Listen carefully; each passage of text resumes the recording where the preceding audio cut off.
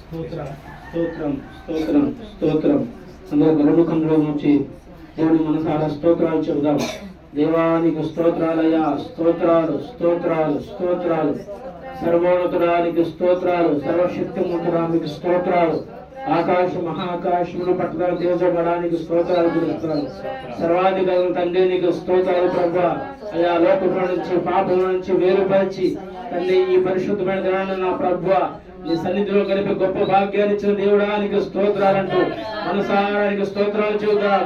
స్తోత్రం స్తోత్రం స్తోత్రం స్తోత్రం స్తోత్రం స్తోత్రం. దేవానికి వందనాలు తండ్రి, జీవాధిపతి నీకు స్తోత్రాలు, సర్వాధికారి తండ్రి నీకు స్తోత్రాలయ్యా. స్తోత్రం స్తోత్రం స్తోత్రం. సర్వోన్నతుడా నీవే నాకు ఆశ్రయ దుర్గము. సర్వోన్నతుడా నీవే నాకు ఆశ్రయ దుర్గము. ఎవరు లేరు నాకు ఇలలో, ఎవరు లేరు నాకు ఇలలో. ఆదరణ నీవేగా, ఆనందము నీవేగా, ఆదరణ నీవేగా, ఆనందము నీవేగా. సర్వోన్నతుడా నీవే నాకు ఆశ్రయ దుర్గము. నీ దినములన్నిట ఎవరు నీ ఎదుట నిలువలేరని యెహోవాతో. నీ దినములన్నిట ఎవరు నీ ఎదుట నిలువలేరని యెహోవాతో. వాగ్దానము చేసినావు, వాగ్దాన భూమిలో చేసినావు, వాగ్దానము చేసినావు, వాగ్దాన భూమిలో చేసినావు. సర్వోన్నతుడా నీవే నాకు ఆశ్రయ దుర్గము. సర్వోన్నతుడా నీవే నాకు ఆశ్రయ దుర్గము. నిందల పాలై నిత్య నిబంధన నీతో చేసిన దానియేలుతో. నిందల పాలై నిత్య నిబంధన నీతో చేసిన దానియేలుతో. సింహాసనాన్నిచ్చినావు, సింహాల నోళ్ళను మోసినావు. సింహాసనాన్నిచ్చినావు, సింహాల నోళ్ళను మోసినావు. సర్వోన్నతుడా నీవే నాకు ఆశ్రయ దుర్గము.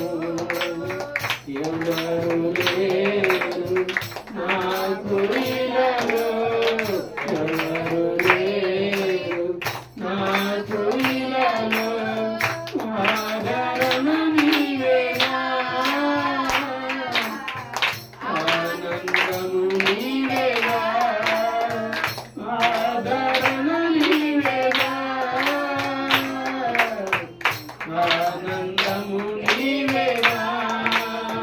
సర్వోన్నతుడా నీవే నాకు ఆశ్రయ దుర్గము. నీతి కిరీటం దర్శనముగా దర్శించిన పరిశుద్ధ పౌలుకు.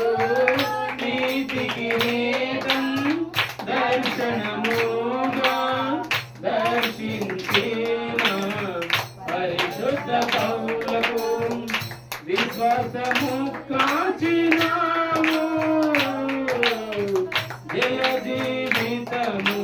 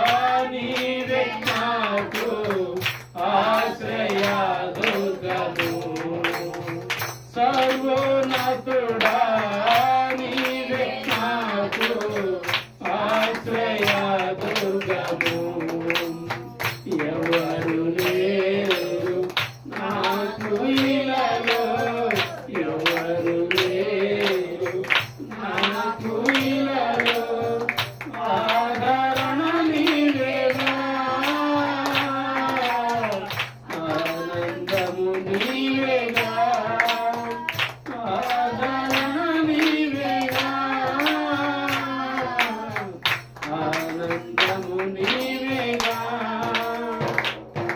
రెండు చేతుల ఆకాశం వైపు చూపుతూ అయ్యా సర్వోన్నతుడా నీవే నాకు ఆశ్రయత. బంధువులు ఉన్నా, స్నేహితులు ఉన్నా, రక్త సంబంధికులు ఉన్నా, కానీ వారి కపట ప్రేమతో ఉంటారు. కానీ నీవే నాకు ఆదరణయ్యా, నీవే నా ఆనందము, నీవే నా సంతోషము. తండ్రి ఈ లోకంలో నీవు ఉండగా నాకు ఏది అక్కర్లేదన్నాడు నా ప్రభువా. మరి భక్తుల జీవితాల్లో యెహోషువ జీవితాలు అతను జీవించిన అన్నింటిలో ఎవరు నిలవలేరని వాగ్దానం చేసిన దేవుడు నమ్మదగిన కాబట్టి వాగ్దాన భూమిలోకి యెహోషువను చేర్చి ఉన్నాడు. సింహాలు కబలిస్తున్నా, చంపాలని ఆలోచనతో ఉన్న శత్రువుల మీద నింద ఊపి సింహాల బోళ్ళు వేసిన, సింహాల నోరులను మూసిన సర్వోన్నతుడైన దేవుడిని, సర్వశక్తిమంతుని మనం ఆరాధిస్తున్నామండి. ఆయన మన ఆశ్రయరూపంలో రెండు చేతులు ఆకాశం వైపు చూపుతూ ఎవరు లేరు నాకు ఇలాలో, ఎవరు లేరు నాకు ఇలాలో, ఆదరణ నీవేగా, ఆనందము నీవేగా, ఆదరణ నీవేగా, ఆనందము నీవేగా. మహాపరిషుద్ధుడా, మహోన్నతుడా, సర్వాధికారి నీకు స్తోత్రాలు. నీ సన్నిధి మా మీద ప్రకాశం దేశం నీకు స్తోత్రాలయ్యా. అయ్యా సర్వోన్నతుడా నీకు వందనాలు చెల్లించుకుంటున్నాము తండ్రి. ఇది ఉదయకాల సమయంలో ఈ వలసల ప్రాంతాన్ని ప్రేమించి తండ్రి మీరు జరిగిస్తున్న ఈ గొప్ప ఆరాధన బట్టి మీకు వందనాలు చెల్లించుకుంటూ తండ్రి ఇందరూ జరిగించిన పాటలలాగా బల విషయంలో అయ్యా ఆరాధన అన్ని విషయంలో సమస్తాన్ని పాదపట్నం సమర్పిస్తున్నాం తండ్రి. మీరు మాత్రం మహిమ పొందమని తండ్రి వాక్యం తండ్రి మీరు బోధిస్తుండగా అయ్యా 700 అభిషేకం దయచేయండి. ఇప్పుడు అర్థం రీతిగా తేటగా బోధించడానికి కృపను, సామర్థ్యాన్ని, ఆత్మాభిషేకం దయచేయమని యేసు నామమున ప్రార్థన చేస్తున్నాను తండ్రి. ఆమేన్ ఆమేన్ హల్లెలూయా.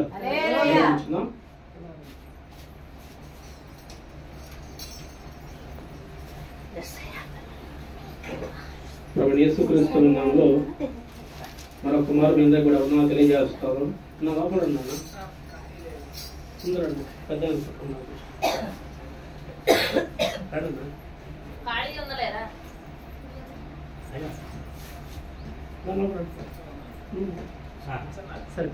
కొంచెం ముందు రానికి 2వ తిమోతి రాసిన పత్రిక 2వ అధ్యాయము 11వ వచనం. 2వ తిమోతి రాసిన పత్రిక 2వ అధ్యాయము 13వ వచనం అండి. మనము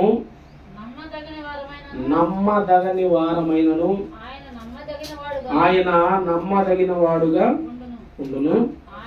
ఆయన తన స్వభావమునకు విరోధముగా ఏదియు చేయలేడు. చాలా చిన్న మాట ప్రార్థన చేసుకుందాం. మహాపరిశుద్ధుడా, మహోన్నతుడా, సర్వాధికారి, సర్వశక్తిమంతుడా మీకు స్తోత్రాలు చెల్లిస్తున్నాను ప్రభువా. తండ్రి మా రాకపోకల్లో తోడుగా ఉండి సంఘంతో కలిసి నా ప్రభావం ఆరాధించడానికి నీ వాక్యాన్ని ధ్యానించడానికి నా ప్రభువా మీ సముఖంగా సమకూడి ఉండగా తండ్రి అయ్యా మీరే మన దేవుడు బలపరచండి. నీ ఆత్మ సహాయం దయచేయండి ప్రభువా.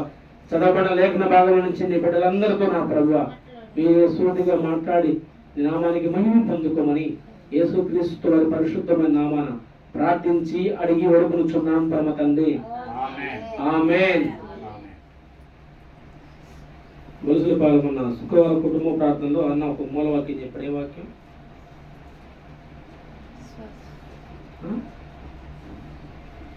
అందరూ వచ్చారు ఆ రోజు? ఆ రోజు భోజనం ఏం పెట్టారు?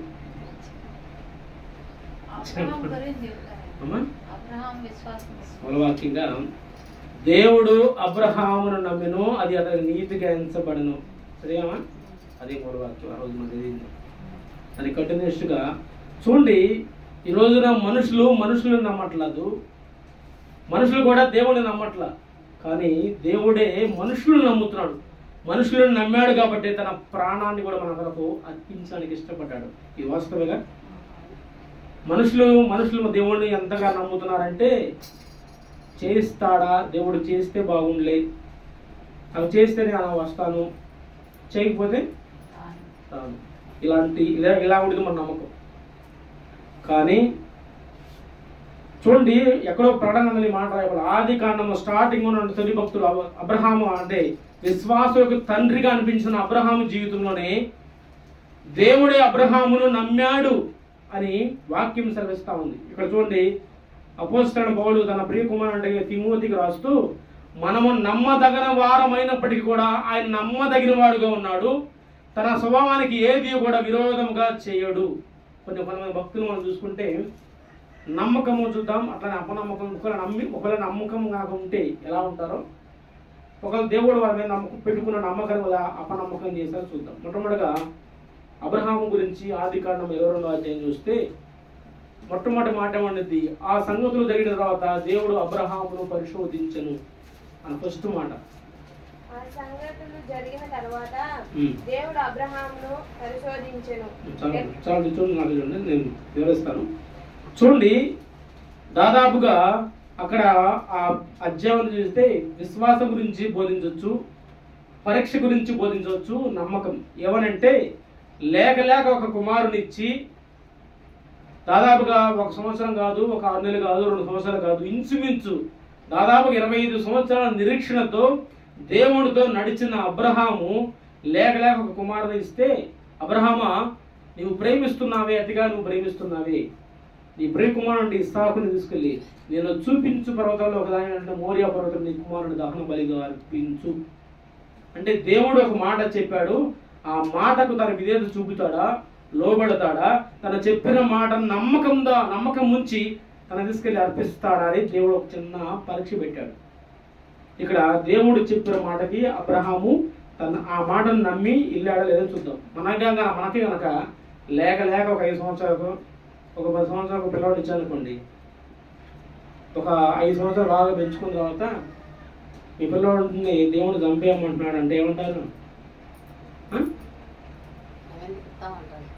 అసలు ఆయన దేవుడేనా? దేం కాదు, ఆయనతో దేవుడు అడుగుతాడు, మనకిచ్చి మళ్ళీ అడుగుతాడంటాడు. ఏంటి ఆయన దేవుడేనా? మనకు దేవుడు కూడా లేడని చెప్పి లోకంలో కలిసిపోతాడు. ఒక చిన్న పిల్లవాడికో లేదా బంధువులకి హాస్పిటల్లో పెట్టి ఏదైనా ఇబ్బంది ఉంటే డాక్టర్ అంటాడు, అయ్యా మా ప్రయత్నం అంతా చేస్తా ఉన్నాము, మేము డబ్బు ఖర్చు పెడతా ఉన్నారు, మేమేం 50-50 అంటే 50% ఉండేది అయ్యా, మేమేం చేయలేము అంటే మనం ఎంత బాధపడతాం, ఎంత ఏడుస్తాం? వాస్తవేగా అలాంటి విషయాల్లో మనం ఎంతో బాధపడి ఏడుస్తూ ఉంటే లేక 20 సంవత్సరాలు నిరీక్షణ తర్వాత ఒక కుమారుడు ఇచ్చి అల్లార ముద్దు పెంచుకుంటున్న ఆ కుమారుడు తీసుకెళ్ళి మోరియా పర్వతం మీద దహన బలిగా అర్పించు అన్న దేవుని మాటను శిరస వహించి అబ్రహాం వెళ్ళాడా? లేకపోతే అందుకే వాక్యం అనేది దేవుడు అబ్రహామును నమ్మిను, అది అతనికి నీతిగా ఎంచబడిను. ఇది జరిగిద్దని తనను పరీక్షిస్తాడని దేవుడు ముందుగానే నమ్మాడు కాబట్టి దేవుడు కుమారుడు అతనికి అనుగ్రహించున్నాడు. అతను తీసుకెళ్ళి వెళుతూ పరివారం తీసుకెళ్తాడు, గాడిద కట్టుకొని ఆ కట్టెల మోపులు అన్ని తీసుకెళ్తా ఉంటారు. కొంత దూరం మీద ఆ పరివారం కూడా అక్కడ ఆపేసి మేము అక్కడికి వెళ్ళి దహన బలి అర్పించి వస్తామని చెప్పి అక్కడ ఆపుతారు. దారి మధ్యలో అంటాడు కుమారుడు, నాన్న బలికి కట్టెలు అన్ని సిద్ధంగానే ఉన్నాయి, మా దహన బలి కోసం అంటాడు. నిజంగా ఆ సన్నివేశం ఒకసారి ఊహించుకోండి.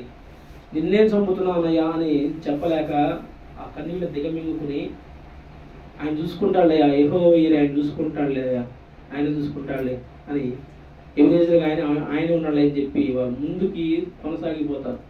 చివరికి అక్కడికి వెళ్ళిన తర్వాత కట్టెలు మొత్తం పిలుస్తారు, కుమారుణ్ణి తాళ్లతో కట్టేసి అప్పుడు అర్థమైంది ఇస్తాక ఓహో దహన బలి పశువుని నేనేనా, దహన బలి పశువుని నేనేనని అప్పుడు అర్థమైనప్పుడు ఆయన చిన్న పిల్లవాడుగా ఉన్నాడు, ఇతను వృద్ధుడుగా ఉన్నాడు, వాస్తవంగా అతను నెట్టేసి పారిపోవచ్చు పిల్లవాడు.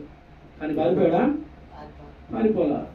తండ్రి ఏమైతే చెప్పాడో, తండ్రి తను చంపడానికి ఇష్టపడి ముందు ఆ తండ్రి మాటను నమ్మి విశ్వసించి తను ఆ పని చేశాడు. అట్లానే అబ్రహామును తన ఇస్సాకు కూడా తండ్రి మాటకు జవదాటకుండా తను చనిపోవడానికి కూడా ఇష్టపడి కట్ల మీద పడుకోవడానికి కూడా ఇష్టపడ్డాడండి. అంటే తండ్రి మాటకు లోపడ్డాడు. అప్పుడు ఎప్పుడైతే కత్తి తీసుకొని అబ్రహాము తన కుమారుడిని బలించడానికి ఇష్టపడ్డాడు, అబ్రహామా ఆగు అని దేవుడు తనతో మాట్లాడి ఆ పదవి పొట్టోళ్ళని తీసుకొచ్చి మళ్ళా దహన బలి అర్పించడం చూస్తున్నాం. ఎందుకు ఈ మాటలంటే దేవుడు ఒక మనిషిని నమ్మితే ఎలాంటి కార్యాలు చేస్తారో మనం చూస్తున్నాం. ఈ రోజున దేవుడు నిన్ను నన్ను కూడా అట్లానే నమ్మాడు. అబ్రహాముని నమ్మినట్టు నిన్ను కూడా నమ్మాడు. తెలుసా? ఇప్పుడు జ్ఞాపకం తెచ్చుకున్నావా? వాక్యం చదువుకుంటాం, అబ్రహాముని నమ్మాడు, మనల్ని కాదులే, అది నీతిగా ఎంచబడిందిలే అని నువ్వు అనుకుంటున్నావేమో. కాదు కాదు, నిన్ను నమ్మాడు కాబట్టి తన ప్రాణాన్ని నీ కొరకు అర్పించాడు. నిన్ను నమ్మాడు కాబట్టి నీ మీద ఎంతో దేవుడికి నీ పట్ల ఎంతో బాధ్యత ఉందని ఇప్పుడు గుర్తుపట్టావా? నా బిడ్డను లోకంలో నుంచి, పాపల నుంచి, పెంట కుప్పల మీద ఉన్నట్టు మనం తీసుకొని తన రక్తం చేత కడిగి పరిశుద్ధపరిచి ఒక విలువైన దాన్ని నీకు విలువగా ఇచ్చి నేను విలువ పెట్టుకున్నాడే. నీ మీద ఎంత నమ్మకం తెలుసానికి, నా బిడ్డ నా రాజ్యాన్ని ప్రచురితపరిచిద్ది, నా రాజ్యాన్ని కట్టిద్దేమో, నా వార్తను, నేను చేసిన త్యాగాన్ని, నా ప్రేమను అనేకులకు చెప్పిద్దేమో అని చెప్పి నీ మీద ఎంతో ఆశ పెట్టుకుంటాడు. కానీ మన ఆశ ఏం చేస్తాం? మనకు కాదు, లేకపోతే మనకెందుకు దైవజనులకి, లేకపోతే దైవజనులు అంటారు, మనకెందుకు? మనం పోయావా, ఆధారం పోయావా, వచ్చావా, బైబుల్ సంఖ్యలో పెట్టుకొని చక్కగా మార్చి కానుకేసావా, వెళ్ళిపోయావా, ఇంతే. మనము మన పిల్లలు బాగుంటే చాలు అనుకుంటాం. కానీ అది కాదు. దేవుడు నేను నమ్ముతున్నాడు ఈ ఉదయ కాలంలో. అందుకే వాక్యం అంటుంది, మనము నమ్మదగిన వారు కాము, కానీ నమ్మదగిన వాడు దేవుడు ఒక్కడే. అయితే తన స్వభావం అంటే తన యొక్క జీవితం, తను చేసే పనులు ఏది కూడా విరుద్ధంగా అయితే మనం చేయడు. ఉదాహరణకు రెండో మాటలు చూస్తే, సంసోను న్యాయాధిపతులు ఉంటుంది. సంసోను గురించి ఆనాడు ఆ ఫిలిస్తీన్ నుంచి ఇశ్రాయేలు విడిపించడానికి ఒక న్యాయాధిపతిగా సంసోన్ని ఏర్పరచుకున్నాడు. తల్లి గర్భంలో ఉన్నప్పుడే తన బిడ్డను ఏర్పరచుకొని ఎంతో ఎంతో నమ్మకంగా అతను ఉన్నాడు. దేవుడు అతను నాజీరు చెప్పబడిన వ్యక్తి, అతను ప్రతిష్ఠుడు అని చెప్పి దేవుడు వాగ్దానం చేసి బిడ్డను అనుగ్రహించి మంచి బలాన్ని అనుగ్రహిస్తే లోక ఆశల్లో, లోక ఆకర్షణలకు బానిసయ్యి చివరికి దేవుడి పైన పక్కన పెడితే తనే చివరికి నాశనమైనట్టుగా మనం చూస్తాం. న్యాయాధిపతులు ఏమో మాట, న్యాయాధిపతులు ఉన్నాము.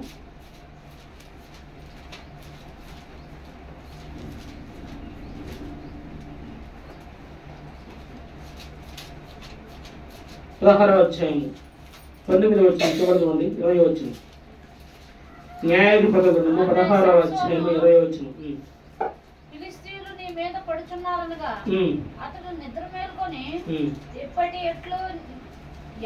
ఎట్లు నేను బయలుదేరి విడజిమ్ముకొందుననుకొనెను. అయితే యెహోవా తనను ఎడబాసనని తెలియలేదు. చూడండి, ఎన్నోసార్లు ఒక వేసికి బానిసయ్యి, దెలీలాకి బానిసయ్యి, ఎంతో బలాఢ్యుడు. ఆ బలం అతనిది కాదు, వాస్తవానికి దేవుడు ఆత్మ బలం అతనికి అనుగ్రహించబడి ఉంది. అనేక మార్లు ఆ జుట్టులకి తాళ్ళు కట్టారు, ఇనపంచి చూడలు కట్టారు, అన్నిటి కూడా రవ్వలాగా, అగ్ని కణలాగా మొత్తం పటాపంచలేకపోతే ఉన్నాయి. కానీ చివరికి ఒక రహస్యం చెబుతాడు. ఆడవాళ్ళు అంటే మనం ప్రత్యేకించాలి, కొంతమంది వ్యక్తులు మనం అనుకున్నాం, వాళ్ళ మాటలు ఎలా ఉంటాయి అంటే చాలా పీగా ఉంటాయి, పాపం యొక్క ఆకర్షణలు కానీ మాటలు చాలా పీగా ఉంటాయి. ఈ మాటలు ఇక్కడ ఆదికాండలో ఉంటాయి. 3వ అధ్యాయం చూస్తే ఈ మాకండిలే, సర్పము కీయుక్తితో ఇది నిజమా ప్రశ్న ఉంటుంది. ఇది నిజమా? దేవుడు మిమ్మల్ని అప్పుడు తినవుతున్నాడా? ఎవరు చెప్పారు? అప్పుడు తింటే మీరు ఇంకా ఆయన కంటే మంచి చెడులు తెలిసి దేవుడి దూతలాగా మీరు ఉంటారని చెప్పి నమ్మించి సర్పము కుయుక్తితో ఆ మాట ఉంటుంది. కుయుక్తు సర్పము ఇది నిజమా అని తేనెలాగా మధురంగా మాట్లాడి మోసగించింది అవ్వని. ఆ పాపంలో పడిపోయి వారు దేవుడికి దూరం అయిపోతారు. అట్లానే స్త్రీలు కూడా వేసులు పడుతుంది, చాలా అమృతంగా పెదాలతో తేనె పూస్తున్నట్టు వాళ్ళు మాట్లాడి చివరికి నువ్వు నన్ను ఎంతగానో నువ్వు క్షోభ పెడుతున్నావు, అసలు నేను రహస్యాన్ని చెప్పట్లేదు, నేను అడగొద్దని చెప్పాడు. చివరికి అయ్యగారు తల తీసుకెళ్ళి పెడతాడు, ఢిల్లీలో ఒళ్ళో పెడితే అమ్మగారు ప్రశాంతంగా క్షోభం చేసిద్ది, గుండి చేసిద్ది. ఈరోజు కూడా మనం కూడా అంతే, లోకంలో చూస్తుండే, లోకంలో కూడా అంతే. పిల్లల్లో ఉన్నటువంటి ఆడవాళ్ళు నేల వదిలి పెడతారు, ఇలా బయటికి పోయి వాళ్ళ కాడ పోయి మొత్తం క్షోభం చేసుకుని వస్తారు. లేదా ఉన్నారు లోకంలో చాలా మంది అలాంటి వాళ్ళు ఉన్నారు. పిల్లల్లో వాళ్ళకి పిల్లలను పట్టించుకోక వ్యభిచారాలు వాళ్ళకి బానిసలు అయ్యి కొంపలు నాశనం చేసుకుని ఆస్తులు తాకట్లు పెట్టి వాళ్ళు అప్పులు అవుతారు, వాళ్ళు ప్రశాంతంగా ఉంటారు. కానీ నాశనం అయిపోయింది కుటుంబాన్ని. ఇప్పుడు అది గ్రహించుకుంటే బాగుండేది. ఎవరైనా సరే అలాంటి ఉన్నటువంటి ఢిల్లీలో ఆ విషయంలో కూడా తీసుకెళ్ళి ఆడబెట్టాడు, అమ్మగారితో ఒకటి పెట్టాడు. అమ్మగారు నీట్గా క్షోభం చేసి పెట్టింది. అందుకు వాక్యం అంటుంది, యెహోవా అతను ఎడబాసనని. ఈ మధ్యాహ్న కాల సమయంలో నేను కూడా ఒక్కసారి జ్ఞాపకం చేసుకో, యెహోవా నిజంగా నాతో ఉన్నాడా, లేదంటే యెహోవాకు నాకు ఎడంగా ఉన్నాడా? ఒకళ్ళు అనుకుంటున్నావేమో నేను భక్తిగా ఉన్నాను, భక్తి గల దానిలాగా ఉన్నాను అని నువ్వు అనుకుంటున్నావేమో. దేవుడు నిన్ను ఎడబాసాడేమో. ఒకసారి జ్ఞాపకం తెచ్చుకో. నీ ప్రార్థన ఆలకించట్లేదంటే, నీకు కొన్నిసార్లు జవాబు రావట్లేదంటే నిజంగా నువ్వు దేవునికి ఇష్టకరంగా జీవిస్తున్నావు లేదు, దేవుడికి నువ్వు నమ్మకస్తులాగా ఉంటున్నావో లేదో ఒక్కసారి జ్ఞాపకం తెచ్చుకో. అలాంటి స్థితిలో ఉంటే దేవుడు నిన్ను ఎడబాస్తున్నాడని జ్ఞాపకం తెచ్చుకో. పిల్లాడు ప్రశాంతంగా వెళ్ళాడు, అమ్మగారు నీట్గా క్షవరం చేసి ఎన్నిసార్లు ఇంకన్నా లేదు, ప్రశాంతంగా అయ్యగారిని తీసుకెళ్లారు. కళ్ళు రెండు ఓడబీకి ఏం చేస్తున్నారు, తెరగలి విసురుతా ఉన్నాడు ఆ కారాగారం చేసి. చూడండి, దేవుడు ఒక వ్యక్తి మీద పెట్టుకున్న నమ్మకాన్ని అతను ఏం చేశాడండి, ఒమ్ము చేసేసాడు. కానీ వాక్యం అనేది తన దేవుడు తన స్వభావానికి ఏది కూడా వ్యతిరేకంగా మార్చడు. అదే ఆ న్యాయపరులు చూస్తే చివరికి మరలా తన వెంట్రుకలు కొంచెం మొలకలు వస్తున్నప్పుడు మరలా తను చేసిన తప్పుకి పశ్చాత్తాపడుతూ దేవాన్ని నేను ఎంత పాపం చేశానయ్యా అంటాడు. ఒక్కసారి మనం జ్ఞాపకం తెచ్చుకో. ఒక్క మాట చూద్దాం. అదే 16వ అధ్యాయము 28వ వచనం. 16వ అధ్యాయం 28వ వచనం. అప్పుడు సంసోను యెహోవా ప్రభువా దయచేసి నన్ను జ్ఞాపకము తెచ్చుకొనుము, దేవా దయచేసి ఈసారి మాత్రమే నన్ను బలపరచుము. చెప్పొచ్చు, చాలు. చూడండి, సంసోనుకి అర్థమైంది, తను ఏ స్థితిలో ఉన్నాడో అర్థమైంది. దేవుడు ఇచ్చిన బలాన్ని పోగొట్టుకున్న తర్వాత చివరికి తన కళ్ళు మొత్తం పీకేసి వాళ్ళు అపహాస్యం చేస్తూ, ఆ గుడిలో వారు అపహాస్యం చేస్తూ వారందరి మధ్య ఉన్నప్పుడు ఆయన అంటున్నాడు, ప్రాధాన్యపడుతున్నాడు, అయ్యా ఒక్కసారి నువ్వు జ్ఞాపకం చేసుకోవా, నేను చేసిన తప్పు నాకు అర్థమైపోయింది అయ్యా, నన్ను జ్ఞాపకం చేసుకో, వీరందరూ నేను మళ్ళా చంపుతాను, నన్ను ఒక్కసారి బలపరచు అంటే వాస్తవానికి దేవుడు అనొచ్చు, సంసోన్ ఎందుకు నేను నీ ప్రార్థనను ఆలకించాలి, ఎందుకు నేను జ్ఞాపకం చేసుకోవాలి, నీ పట్ల నేను ఎంతో నమ్మకంగా ఉన్నాను సంసోన్, కానీ నా పట్ల నీ అపనమ్మకంగా ఉండి లోక ఆశల్లో పడిపోయి నీ ఇష్టానుసారంగా జీవించావు, ఎందుకు నీ ప్రార్థన జ్ఞాపకం చేసుకోవాలి అని దేవుడు అనొచ్చు. కానీ అలా అందుకే మన చదివిన మూలవాక్యంలో తన స్వభావానికి ఏ దీవు కూడా వ్యతిరేకంగా దేవుడు అనడండి. మనం ఎన్నిసార్లు తప్పు చేసినా, ఎన్నిసార్లు మన దేవుడికి క్షోభ పెట్టినా, నా కుమారుడా సర్లేమ్మ మళ్ళీ ఆ తప్పు దిద్దుకున్నావు కదా, సరే మళ్ళీ నా కాడికి వచ్చావు, నా లోకాన్ని విడిచిపెట్టి మళ్ళీ నా కాడికి వచ్చాను, ఇకనన్నా జాగ్రత్తగా ఉండమ్మా అంటాడు ఆయన. అంతేగాని నీ మీద ఎన్నో ఆస్తులు పెట్టుకున్నాను రా దరిద్రుడా పక్కకు అనడం, నీ మీద నేను ఎంతో నన్ను క్షోభ పెట్టావు, ఎన్నోసార్లు నన్ను ఇబ్బంది పెట్టావు అని దేవుడు మనం త్రోసివేశాడు కాదండి. ఏ కాడికి ఎన్నిసార్లు మనం పడిపోతున్నా దేవా అని నిజంగా పశ్చాత్తాపడితే మరలా మోకాలు సడితే రా నా కుమారుడు అంటాడే కానీ ఆయన మరలా త్రోసివేసే దేవుడు కాదు. అందుకే సంసోను విషయంలో ఇదే జరిగింది. ఆయన ఇబ్బంది పెట్టిన ఆయన అయ్యా ఒక్కసారి నాకు జ్ఞాపకం చేసుకోవా, నా ప్రార్థన ఆలకించవా, ఒక్కసారి నన్ను బలపరచు అంటే మరలా అతను బలపరిచి ఆ గుడికి ఆధారం ఉన్న 2 స్తంభాలు ఉంచితే ఇంచుమించు ఎంతమంది చచ్చిపోయారు, 3000 మంది చచ్చిపోయారు. అక్కడ రాయబడి ఉండేది ఫిలిస్తీయులతో పాటు సంసోను కూడా చచ్చిపోతారు. ఇంచుమించు 3000 మంది అక్కడ చనిపోయారండి. చూడండి, దేవుడు మన పట్ల అందుకే వాక్యం అంటా ఉంది అబ్రహాం మీద, దేవుడు మనం నమ్మాడు. ఎలా ఎంత నమ్మాడంటే తన ప్రాణాన్ని మన కొరకు పెట్టాడండి. ఇది వాస్తవం.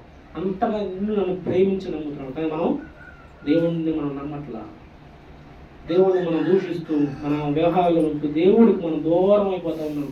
కానీ ఆయనకి సమీపస్థగా ఉంటూ అమ్మా నా కుమారుడు నా ఉపదేశాలు నిన్ను నా కాడ కూర్చో, నా కాడ నేర్చుకోమ్మా, నిన్ను ఇంకా నేను బలపరుస్తాను, నేను ఇంకా అభివృద్ధి పరుస్తానంటే ఇది చాలు నుంచి కొంచెం వాటిని మనం తృప్తి పడుతూ నేను నా కుటుంబం చాలు అని అనుకుంటున్నామేమో.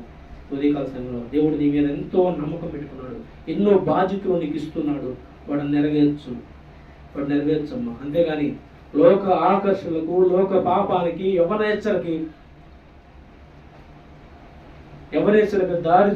ఎవరెచ్చలకు పడిపోయి నీవు లోకానుసారంగా జీవిస్తే సంసోను వలె తిరగలి ఏం చేస్తారు, విసురుతారు. అందుకని అలా ఉండకూడదు. దేవుడు నిన్ను నమ్ముతున్నాడు, ఆ నమ్మకాన్ని దేవుడు చెప్తున్న మాటను సీరియస్గా తీసుకోండి. దేవుడికి మనము ఇష్టకరంగా జీవించాలి. అంతేగాని లోకానికి దూరంగా ఉండి మనం ఏం చేయాలి. అందుకే మొదటి తిమోతి పత్రిక 1వ అధ్యాయము 12-13 వచనాలు ఉండండి.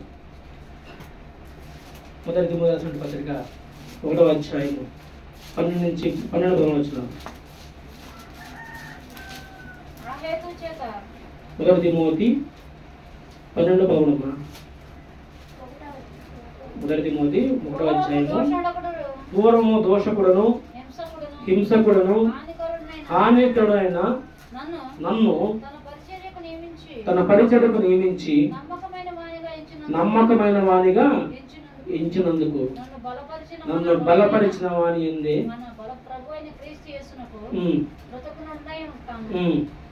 తెలియక అవిశ్వాసం చేసిన క్రియలను చేసింది కనుక కనికరింపబడు. చూడండి, హింసకుడు దూషకుడు హానికరుడైన సౌలును విరచితివి,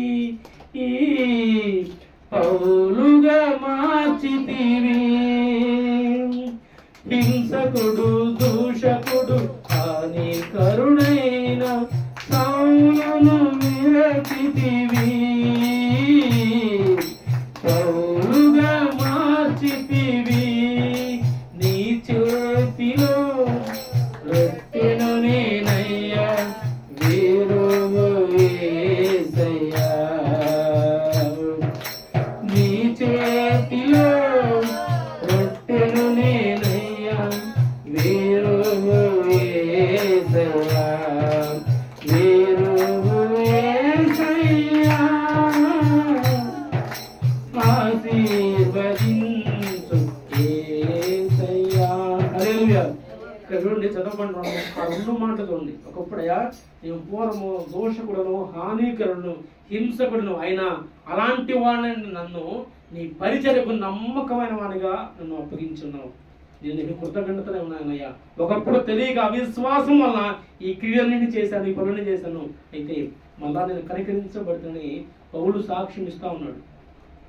ధర్మశాస్త్రం తెలుసు, దేవుడు తెలుసు, కానీ అయినప్పటికీ కూడా దేవుని బిడ్డలను హింసించి చెరసాలలో వేయించి ఎన్నో ఇబ్బందులు పెట్టంటే సౌలు పౌలుగా మార్చబడి తన సాక్ష్యం ఇస్తుంది తన ప్రియకుమారుడు తిమోతితో. ఒకప్పుడు నేను ఇలా ఉన్నాను, ఒకప్పుడు దోషకుడిని హానికరుణ్ణి. మనలో లేరా? నేనుండా, నేనే చెబుతాను, నేనే ఉండా అనేవాడిని ఒకప్పుడు. యేసుక్రీస్తు మీరు దేవుడు అంటే జల్లగానే మాట, మీరు దేవుని బిడ్డలు, మేము దేవుని బిడ్డలు అంటే మేము అంటాను, మేము దెయ్యం బిడ్డ అనేవాడిని. తెలియకప్పుడు దేవుని గురించి పరిశుద్ధమైన గ్రంథం ధ్యానించక ముందు, దేవుని గురించి పరిపూర్ణ తెలియక ముందు అనేవాడిని. ఇంతమంది మాకు ఉన్నదా, దేవుళ్ళు ఉన్నారుగా, ఆయనలో ఉన్న ఆయన మీరు దేవుని బిడ్డలేదు, మేము దెయ్యం బిడ్డలు అని హేతువాదం చేసేవాడిని. మా దేవుడు అందరితో వాడు ఇది కూడా ఒక దేవుళ్ళే అని అనుకునేవాడిని. కానీ దేవుడు మహా కనికరాన్ని బట్టి దేవుడు రక్షించుకుని ఉన్నాడు. ఈరోజు మీతో మీ మధ్యకి నిజంగా వాక్యం బోధిస్తానంటే నా యొక్క గొప్పతనం కేవలం ఆయన నన్ను పిలిచిన విధానం బట్టి నమ్మకస్తులుగా ఈ పని అప్పగించున్నందుకే. ఒకప్పుడు తెలియక అవిశ్వాసంగా మేము మాట్లాడామయ్యా, దేవుడి మహాత్ముడు బట్టి కనికరించబడ్డాం. పౌలు అదే మాట అంటాడు, అయ్యా ఒకప్పుడు నేను తెలియక చేశాను, ఇలాంటి నమ్మకమైన పరిచయం నన్ను అప్పగించేందుకు నీకు నేను కృతజ్ఞతనయ్యా. చూడండి, ఒక వ్యక్తి ఎంతగానో దేవుని బిడ్డల్ని హింసిస్తూ, ఎంతగానో దేవుని బిడ్డల్ని వారిని కొడుతూ అలాంటి వారిని మరలా తన పరిచయకు అప్పగిస్తాడా? ఉదాహరణకి మన ఇంట్లో ముగ్గురు కుమారులు ఉన్నారనుకోండి. వాళ్ళు ఒకడు తండ్రి తన ఎన్ని పనులు చేస్తున్నా ఆ పనులన్నింటికి అడ్డుపడుతున్నాడు, మరలా ఆ పని అతనికి అప్పగిస్తారా? అప్పగించదు, ఎందుకంటే అతను చేయడం అని చెప్పి అతని మీద అపనమ్మకం అయింది. కానీ వాక్యం అనేది దేవునికి విరోధంగా ఉన్న ఏ ఆయుధము వర్తిల్లదు, ఎవరైతే వ్యతిరేకంగా ఉన్నారో వారి చేత దేవుడు కాడి మోపిస్తాడు ఆయన. హల్లెలూయా. పౌలుని అలా విరిచి ఉన్నాడు. అన్ని జనాంగాలకి ఒక వెలుగు ఒక దూతగా దేవుడు తన యొక్క సువార్తను మోసుకెళ్ళి ఒక భారాన్ని దేవుడు తగ్గించాడు. అందుకని నమ్మకమైన వాడిగా నన్ను ఎంచావయ్య నీ పరిచర్యకు, అది చాలా ఇంపార్టెంట్. ఇప్పుడు కూర్చున్న నీవు నేను ఎవరైనా సరే, ఒకప్పుడు మన పరిస్థితులు వేరు, లోకంలో నుంచి, పాపం నుంచి, శాపం నుంచి దేవుడు మనం విడిపించి నిన్ను కూర్చోబెట్టాడు. ఒకవేళ పరిచర్య నిన్ను అప్పగిస్తే నమ్మకంగా ఉండు. ఇది నాకు అప్పగించబడిన పని. ఊడ్చే పని అప్పగించగా దేవుని నీకు స్తోత్రం, ఎందుకంటే దేవుని సన్నిధిలో ఊడ్చే భాగ్యం వచ్చినట్టారు. అంతేగాని మనకున్నంటే డబ్బులు బట్టో హోదాను బట్టో నేను ఊడ్చేది అని అలా ఉండమాకండి కన్నా. ఎలాంటి పరిచయం అప్పగించేస్తారు దేవుని విషయంలో. అందుకే వాక్యం అంటే మత్తయి సువార్త 25వ అధ్యాయంలో ఒకడికి 5 తలాంతులు, ఒకడికి 3 తలాంతులు, ఒకడికి 1 తలాంతులు ఇస్తూ ఇప్పుడే వారు కొనంటే అవకాశాన్ని బట్టి వాటిని అభివృద్ధి పరుచుకుంటూ వచ్చాడు. కానీ ఒక అతను ఉన్నదాన్ని కూడా ఏం చేశాడు, పూడ్చిపెట్టాడు. 5 వాడికి ఇచ్చిన బల నమ్మకమైన మంచి దాసుడా, మంచి దాసుడా, ఇదిగో నువ్వు 5 మీద మళ్ళా ఇంకొక 5 మీద నేను నియమిస్తాను, 2 మీద కొంచెం అట్లా. ఒకదాన్ని అంటాడు బలా చెడ్డ దాసుడా, నీకు ఇచ్చాను కదా, పని అప్పగించాను కదా, ఎందుకు నువ్వు చేయలేదు? లేదంటే నా సొమ్ము తీసుకెళ్ళి సహకారుల వద్దకు ఉంచినా, నేను వడ్డీ వచ్చిన తీసుకున్నాను కదా అని అతను గద్దించడం మనం చూస్తాం. అంటే ఏ పరిచయలో మనం నమ్మకమైన వారిగా ఉండాలి. నమ్మకంగా, ఒకవేళ అది ఏ పరిచయం సరే, ఇప్పుడు ఉన్నాము, ఇక్కడ వచ్చున్నాము అన్న రావచ్చు వాస్తవం. ముందు ఆయన దేవుడు నమ్మాడు, తర్వాత మా ఇద్దరు నమ్మాడు కాబట్టి ఇప్పుడు నేను వచ్చాం. వాస్తవం, ఇది వాస్తవం అండి. అందుకే కింద కొంచెం అదే అధ్యాయం కింద చూస్తే 15వ మాట అంటాడు, పాపులను రక్షించుటకు క్రీస్తు యేసు ఈ లోకంలోకి వచ్చిన మాట నమ్మదగినది, పూర్ణంగీకారమైనది. అయితే అలాంటి వారిలో ప్రధానమైన పాపిని నేను. ఆయన రాసి పెట్టుకున్నాడు. నెక్స్ట్ మన మాట అంటే ఒప్పుకోవడం కోరదు. చూడండి 15వ అధ్యాయం, అదే 1వ అధ్యాయం 15 చూస్తే, పాపులను రక్షించుటకు క్రీస్తు యేసు ఈ లోకానికి వచ్చిన మాట నమ్మదగినది, పూర్ణంగీకారమైనది. అయితే అలాంటి వారి పాపులందరిలో ప్రధానమైన పాపిని నేనయ్యా అని ఒప్పుకొని సాక్ష్యం ఇచ్చి ఒక శాసనంగా ఈ యొక్క పత్రికలను రాసించాం. ఇప్పుడు ప్రధానమైన పాపిని అన్నాను అనుకోండి, ఒప్పుకోడు. పోలంటాడు, నేను ఆడి అది రాసుకున్నాను, ప్రధానమైన పాపిని నేనని మనం ముందు వరుసలో ఆయన ఉంటాడు. అంతటి భక్తిగా చేస్తూ ఉన్నప్పటికీ కూడా చివరికి తన యొక్క సాక్ష్యం తను ఒప్పుకుంటున్నాడు. ఎందుకంటే ఒకప్పుడు ఎంతో పాపంలో జీవించాను, ఎంతో నరకంలో జీవించాను, దేవుడి బిడ్డలు హింసించాను, అవన్నీ ఒకప్పుడు నాకు తెలియదు, అవిశ్వాసంలో చేశాను. కానీ వాటన్నిటిని కూడా మంచి కనికరించబడి ఈరోజు నాకు తన పరిచయం నమ్మకమైన వాడిగా ఎంచి ఉన్నాడు దేవుడు. అయితే నా పాపాలన్నింటినీ ఒప్పుకొని నేను ప్రధానమైన పాపిని అని తను సాక్ష్యం ఇస్తున్నాడు. మనం ఒప్పుకుంటామా? ఉదాహరణకి ఒక ఆమె నుండి, అమ్మాయి నువ్వు పాపి అమ్మాయి అంటున్నాను, పెట్టాలని కొట్టి నేనేం పాపం చేశాను, నువ్వు ఎప్పుడు చూసాడు అంట. అందరా ఖచ్చితంగా మాట ఒప్పుకోరు. కానీ వాక్యం అంటా ఉండిద్ది, ఏ భేదము లేదు, అందరూ పాపము చేసి దేవుడు అనుగ్రహించు దేవుడు అనుగ్రహించు మహిమను పొందలేకపోతున్నారు. రోమిలకు రాసిన పత్రిక 3:23 మాట్లాడుతుంది. ఏ భేదం లేదు, ఆడాని లేదు, మగాని లేదు, కులమని లేదు, జాతి లేదు, ఎలాంటి భేదము లేదు, వర్గం అనే భేదం కూడా లేదు. దేవుడు అనుగ్రహించు, అందరూ కూడా పాపులే. ఇది వాస్తవం. ఆజ్ఞ అతిక్రమ ఈ మాట చేయమ్మా, ఇలాంటి పని చేయమాకమ్మా అని ఒక కట్టడాన్ని నియమిస్తే ఆ కట్టడాన్ని మితి మీద అనుకోండి, అది పాపమే. అంతేగాని వేరే వాటిని బట్టి పాపానికి ఎంచబాకండి. ఆజ్ఞ అతిక్రమే పాపం. ఇది ఇప్పుడు కాదు, స్టార్టింగ్లోనే ఉంది. అన్ని మీ ఈ యొక్క ఏదైనా తోటలో మొత్తాన్ని మీరు సంచరించండి, అన్ని తినండి, కానీ ఆ ఒక్క పని మాత్రం కొంచెం టైం ఉందమ్మా, దాన్ని మాత్రం తినవద్దని చెప్పాడు. అది ఆజ్ఞగా, ఆజ్ఞ జారీ చేసి వెళ్ళాడుగా, అది తినమాకండి. వారు ఏం చేశారు? ఆజ్ఞను మితి మీద కాబట్టి వారు పాపంలో పడిపోయారు. పాపం వల్ల వచ్చింది వచ్చి జీతం ఏంది? మరణం. మరణం వల్ల నిత్య నరకం. అందుకే యోహాను రాసిన మొదటి పత్రిక 1వ అధ్యాయము 9వ వచనం ఒకసారి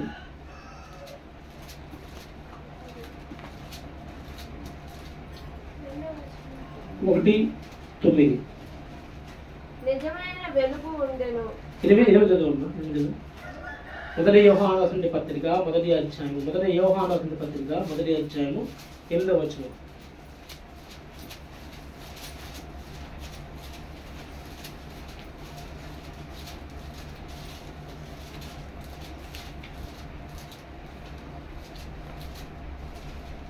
మనము పాపము లేని వారమని చెప్పుకొని ఎడల మనమే మోసపుచ్చుకుంటున్నాం, మరియు మనలో సత్యం ఉండదు.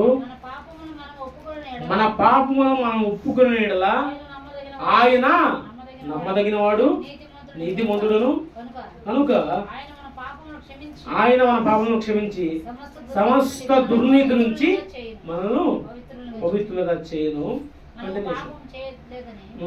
చెప్పుకొని ఎడల ఆయన అబద్ధకునిగా చేయవారమగుదుము, మరియు ఆయన వాక్యము మనలో ఉండదు. నా చిన్నపిల్లలారా, ఇంకా కొంచెం 7వ వచనం చూస్తే కొంచెం యేసు రక్తము ప్రతి పాపము నుండి మనల్ని పవిత్రంగా చూడండి. మనలో పాపము లేదు అని మనం కనుక అనుకుంటే మనమే మోసగించుకుంటున్నాం, మనమే అబద్ధులుగా చేసుకుంటున్నాం. అంటున్నాడు ఆయన నమ్మదగిన వాడు, నీతిమంతుడు కాబట్టి సమస్త దుర్నీతి నుంచి కూడా మనల్ని విడిపించి మనం పవిత్రంగా చేసేది ఏంటంటే ఒక్క యేసు రక్తం మాత్రమే. యేసు రక్తము ప్రతి పాపము నుండి కూడా మనల్ని విడిపించింది. మనం చేసినటువంటి పాతకాలకి మనం చేసినటువంటి తప్పులకి ఒక కోడినో ఒక మేకనో బలిస్తే అయిపోయి మన తప్పులు క్షమించబడ్డాయి అంటే అది కాదు. అందుకే హెబ్రీయుల బతి ఉండేది పరిశుద్ధ అంటే రక్తము చిందించబడకుండా పాప క్షమాపణ జరగదు. రక్తము చిందించబడకుండా పాప క్షమాపణ జరగదు. మనం చేసినటువంటి అన్నిటి కూడా పరిశుద్ధమైన నిష్కలంకమైన అమూల్యమైన రక్తం ఉంది. అది యేసు రక్తము. ఆయన ద్వారాగానే మనకి పాప క్షమాపణ, ఆయన చిందించిన రక్తం ద్వారానే మనకు విమోచన. అంతేగాని ఇంక వేటి వల్ల మనకి విమోచన కూడా రాదు. అది ఒక రాస్తున్నాడు, ప్రతి ఘోర పాపమును కడుగును మన యేసయ్యా రక్తము. ప్రతి ఘోర పాపమును కడుగును మన యేసయ్యా రక్తము. బహు దుఃఖములో మునిగెనే సముగా మారనే. బహు దుఃఖములో మునిగెనే చెమట రక్తముగా మారనే. యేసు రక్తము రక్తము రక్తము. యేసు రక్తము రక్తము రక్తము. అమూల్యమైన రక్తము, నిష్కళంకమైన రక్తము. అమూల్యమైన రక్తము, నిష్కళంకమైన రక్తము. యేసు రక్తము రక్తము రక్తము. హల్లెలూయా. ఆయన నమ్మదగిన వాడు, నీతి పొందుడు, నీతిపడు. కాబట్టి మనమే మోసపుచ్చుకున్నాం. నేను పాపని కాదు, మన పాపాలను ఒప్పుకోకుండా ఉంటే అది సత్యం కాదు, అబద్ధమని వాక్యం సెలవుస్తుంది. అందుకే యేసు రక్తాన్ని ఆశ్రయించినప్పుడు మనం ఖచ్చితంగా ఆ రక్తం నుంచి విడుదల పొందుకొని మన పాప క్షమాపణకి మోక్షం ఉండింది. అంతేగాని మనం మన చేసిన పాపలకి వేటిలో బలించి వాటి వల్ల విమోచన ఉండదు. అందుకే రక్తము చిందించబడకుండా పాప క్షమాపణ జరగదు. ఉదయకాల సమయంలో దేవుడు ముందు అన్నాడు, మనం నమ్మదగిన వారము కాము, ఆయన నమ్మదగిన వాడు. అయితే ఒకవేళ దేవుడు మనల్ని నమ్ముతున్నాడు, ఎంతకంటే తన ప్రాణాన్ని మనకు పెట్టేంతగా మనం నమ్మి ఉన్నాడు. మనమేం ఆయన పరిపూర్ణంగా నమ్మట్లా. నిజమండి, పరిపూర్ణంగా నమ్మట్లా. ఇది ఇప్పుడు కాదు, ఆయన చెప్పనే చెప్పాడు. యోహాను రాసిన సువార్తలో 20వ అధ్యాయం 29 చూస్తే తోమా అంటాడు, యేసు ప్రభువా మళ్ళా లేచాడా? లెగిస్తే ఆయన చేతి వేళలో నా చేతులు పెడతాను, ఆయనకు పక్కన బల్లి పొడి పొడిచాడు కదా, ఆ బల్లి పొడి పొడిచిన కాడ నా చేయి ఉంచుతాను, అప్పుడు కానీ నేను నమ్మను అని అవిశ్వాసపు మాటలు మాట్లాడుతూ అపనమ్మకస్తుడుగా ఉన్నాడు. చూడండి, 3.5 సంవత్సరాలు ఆయనతో తిరిగాడు, ఆయనతో తిన్నాడు, ఎన్నో అద్భుత కార్యాలు, సూచక్రియలు, మహత్కార్యాలు జరిపిన వాడిని లేపిన విధానం కూడా చూసి కూడా చివరికి ఎలా ఉన్నాడు తెలుసా? నేను నమ్మను.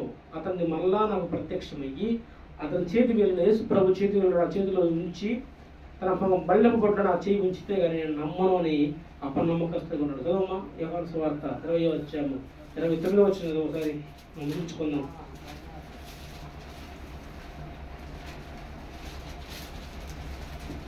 యేసు నీవు నన్ను చూచి నమ్మితివి, చూడగా నమ్మిన వారు ధన్యులు. యేసు అంటున్నాడు, నీవు నన్ను చూచి నమ్మితివి, చూడక నమ్మిన వారు ధన్యులు. యేసు ప్రభు మనం చూసామా? మీరు యేసుని చూసారా? చూడలా. కానీ ఆ రోజు వాళ్ళు చూశారు. ఆయన వచ్చిన రాకడలో మొదటి రాకడలో ఆయన చూసి ఉన్నారు, ఆయన తిరిగి ఉన్నారు. ఆయన అంటున్నాడు, నిన్ను నన్ను ధన్యులుగా మార్చి ఉన్నాడు. ఏమని తెలుసా? నన్ను చూడక నమ్మిన వారు అంటే ఆయనే రక్షకుడు, ఆయన ద్వారా మన నిత్య జీవము, ఆయనే దేవుడు అని విశ్వసించి ఈ పరిశుద్ధ గ్రంథాన్ని మనం చేతబుచ్చుకొని నిత్యము ధ్యానిస్తున్నప్పుడు వాక్యమే ఉన్న దేవుణ్ణి మనం నమ్ముతున్నాం. కాబట్టి మనం ధన్యులుగా మార్చబడ్డాం. ఆయనే సాక్ష్యం ఇస్తున్నాడు. ఎంత గొప్ప మన జీవితానికి ధన్యమైపోయింది. కానీ ఈ రోజున తోమలాగా మనం ఉన్నాయేమో, ఇంకా కూడా విశ్వాసిగా ఉంటూ దేవుని అందరికి వస్తూ దేవుడు నాకేం చేశాడులే, ఎన్నో చేసినా కూడా ఇంకా నాకు ఏం చేయాలంటుంటారు. పెద్దమ్మాయి పెళ్లి చేసిన కానీ చిన్నమ్మ ఇంకా అంతే ఉంది, ఇప్పుడు ఇద్దో అబ్బాయి జాబ్ వచ్చిందా, అబ్బాయి ఇంకో జాబ్ వస్తుంటే బాగుండు అని ఇలాంటి ఇంకా అపనమ్మకంగా ఉంటారు. చివరి వరకు కూడా వాళ్ళు అలానే ఉంటే దేవుడు నిజంగా బాధపడతాడండి. కానీ దేవుడు నిన్ను పరిపూర్ణంగా నమ్మాడు, గుర్తుపెట్టుకున్నావా? దేవుడు అంత పరిపూర్ణంగా నమ్మాడు కాబట్టి పిచ్చిగా నిన్ను ప్రేమించాడు కాబట్టి తన మహిమలో కానీ విడిచిపెట్టి నీ కొరకు నా కొరకు వచ్చి ఉన్నాడు. కానీ మనం ఇంకా అపనమ్మకస్తులుగానే ఉంటున్నాం. అని వాక్యం అనేది మనం నమ్మదగిన వారం కాదు. కానీ అవి ఏ విషయాలు ఇంకా నీవు దేవుడికి అపనమ్మకస్తులాగా ఉన్నావు వాటిని జ్ఞాపకం తెచ్చుకో. అయ్యా నాతో మాట్లాడి ఉన్నావు, ఇక నుంచి నేను నమ్మకంగా ఉంటానయ్యా. ఒకవేళ పరిచయం నా పరిచయం అప్పగించడా, నమ్మకంగా చేయి. బలా మంచి దాసుడా, మంచి దాసుడు నుంచి కనిపించుకొని దేవుని చేత బహుమానాలు పొందే విధంగానే ఉండాలి తప్ప చెడ్డ దాసుడా, చెడ్డ దాసురాలా అని అనిపించుకోమాకండి. ఒకరించండి, ప్రార్థన చేసుకున్నాం.